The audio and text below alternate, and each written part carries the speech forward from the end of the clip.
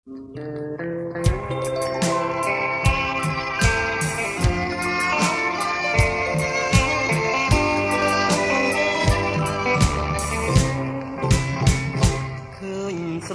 ាលុកអូត្រជាងអស់ចាដូចរូបជីវ៉ាដែលធ្លាប់មេត្តាប្រណីអមស្របាច់គុំដេញក្នុងប្រឡាយនឹងប្តីគុំពីផ្កាព្រៃតថ្លៃបាត់ទៅទីណា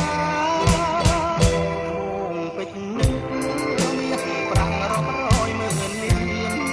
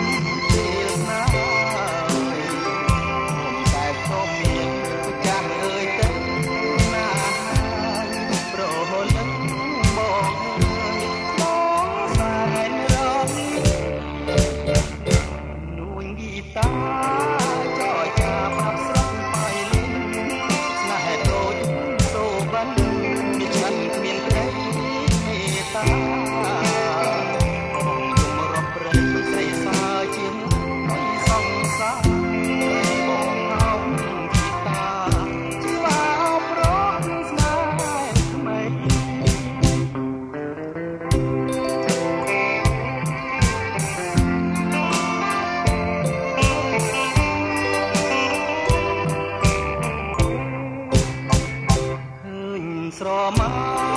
លុកអូត្រជាងអស់ចាដូចរូបជីវ៉ាដែលធ្លាប់មេត្តាប្រណីស្របាច់គុំលេចក្នុងប្រឡាយនឹងប្តីគុំពីផ្កាព្រៃតថ្លៃបាត់ទៅទីណាងពេជ្រនេះមានប្រាំងរាប់